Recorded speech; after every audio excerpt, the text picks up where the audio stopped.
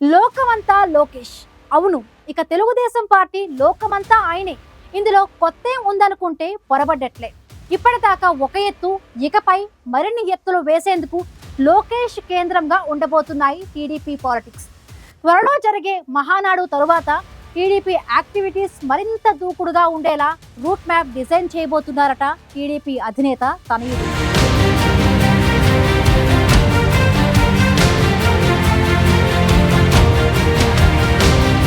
Telugu Desam party ఇకపై reload కాబోతోంది. నాయకత్వంలో పెద్ద ఎత్తున మార్పులు కూడా చోటు చేసుకోబోతున్నాయి. ఎన్నికల సమయంలోని ఈ విషయాన్ని పార్టీ సీనియర్ నేతలకు స్పష్టం చేసింది టీడీపీ నాయకత్వం. అందుకు అనుగుణంగానే సీట్ల కేటాయింపులు కూడా జరిగాయి. ఇప్పటిదాకా అనుకున్నది అనుకున్నట్లే జరిగింది. సో అంతా హ్యాపీ. కానీ రాబోయే రోజులన్నీ మనవే. ఎదురు లేదనుకుంటే మాత్రం కొందరికి భంగపాటు తప్పేలా లేదు. పార్టీ విషయాలను పూర్తిగా అవపోసన పట్టిన లోకేష్ తన స్టైల్లో రాజకీయాలు నడిపేందుకు రెడీ అయ్యారు. ఇప్పటికే టీడీపీ కూటమి పార్టీలను కలుపుకొని విజయం సాధించి ఏడాది కావస్తోంది. దీంతో ఇప్పటిదాకా ఉన్న పరిస్థితులను ఒక ఎక్స్పీరియన్స్గా తీసుకుని పార్టీ రూట్ మ్యాప్ డిజైన్ చేసేందుకు లోకేష్ వ్యూహాత్మకంగా ముందుకెళ్తున్నారని పార్టీ వర్గాల్లో చర్చ జరుగుతోంది. ఎన్నికలకు ముందే కూటమి ఏర్పాటుతో టీడీపీ కష్టకాల నుంచి బయటకొచ్చిందనే అభిప్రాయంతో పార్టీ నాయకత్వం ఉంది. ఈ వ్యవహారాన్ని కూడా నారా లోకేష్ స్వయంగా టేకప్ చేశారని అంటున్నారు. కూటమి పార్టీలు జత కట్టకముందే లోకేష్ పార్టీ సీనియర్ నాయకులకు సంకేతాలు పంపారు. సీనియర్లు ఈసారి త్యాగం చేయాలని, పార్టీ బలోపేతానికి సహకరించాలని లోకేష్ పదే పదే చేసిన విన్నపాలను పార్టీ నేతలు గుర్తు చేసుకుంటున్నారు.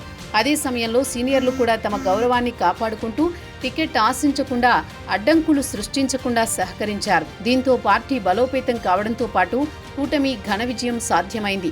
ఇది కూడా లోకేష్ ఖాతాలో పడిందని పార్టీ నాయకులు అంటున్నారు. ఈ ఈక్వేషన్స్లోనే రాబోయే రోజుల్లో కూడా పార్టీని మరింత దూకుడుగా ముందుకు తీసుకువెళ్లేలా రూట్ మ్యాప్ రెడీ చేయబోతున్నారు లోకేష్.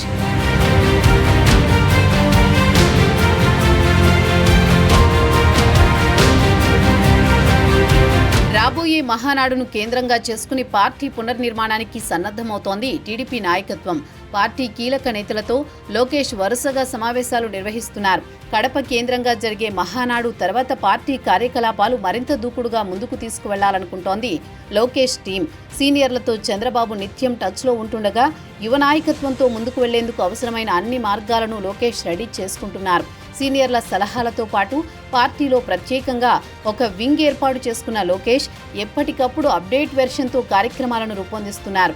ప్రజావేదిక పేరుతో సొంత నియోజకవర్గం మంగళగిరి ప్రజలను కలవటంతో పాటు పార్టీ కార్యకర్తలు, నాయకుల కోసం కూడా లోకేష్ ప్రత్యేకంగా టైం కేటాయిస్తున్నారు. దీంతో పార్టీలో, ప్రభుత్వంలో ఫుల్ బిజీగా ఉంటున్నారు చంద్రబాబు వారసుడు.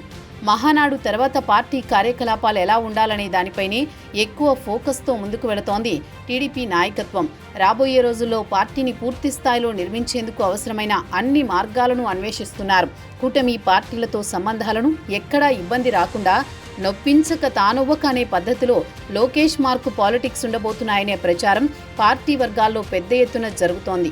తెలుగుదేశం పార్టీ రాజకీయమంతా ఇక లోకేష్ సెంట్రిక్గానే ఉండొచ్చని పార్టీ సీనియర్లు భావిస్తున్నారు. పార్టీ యంత్రాంగం కూడా దీనికి మైండ్ ప్రిపేర్ చేసుకుంటోందని అంటున్నారు.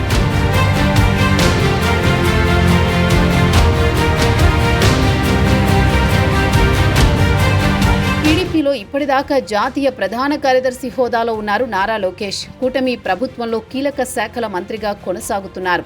7 పదుల వయసులోనూ చంద్రబాబు యాక్టివ్గా ఉన్నా వచ్చే ఎన్నికల నాటికి యువ నాయకత్వాన్ని ముందు పెట్టే అవకాశాలే కనిపిస్తున్నాయి. ఈ 4 ఏళ్ల కాలంలో లోకేష్ రాజకీయంగా మరింత రాటుదేరాలంటే పార్టీలో ఫ్రీ హ్యాండ్ ఇవ్వాలనే ఆలోచనతో ఉన్నారు అధినేత కూడా. జిల్లాల పర్యటనలకు వెళ్లినప్పుడు నియోజకవర్గాల్లో ముఖ్య కార్యకర్తలతో సమావేశమవుతున్నారు లోకేష్. ఆ మధ్య ఆయనకు డిప్యూటీ సీఎం పదవి ఇవ్వాలని పార్టీ శ్రేణుల నుంచి డిమాండ్ వచ్చింది. అయితే జనసేనాని నొచ్చుకోకుండా ఆ మ్యాటర్ని చంద్రబాబు జాగ్రత్తగా డీల్ చేశారు. డిప్యూటీ సీఎం పదవి ఇస్తే పవన్ కళ్యాణ్ ప్రాధాన్యాన్ని తగ్గించినట్టు అవుతుంది. అందుకే ప్రభుత్వంలో కాకుండా పార్టీలోనే లోకేష్కి మరింత ఫ్రీ హ్యాండ్ ఇవ్వబోతోంది నాయకత్వం.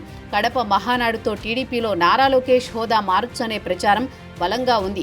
అన్నీ మంచి శకునాలే అంటోంది యువనేత టీం కూడా. చూద్దాం అన్నగారి పార్టీలో మనుమడి పాత్ర ముందు ఎలా ఉండబోతోందో.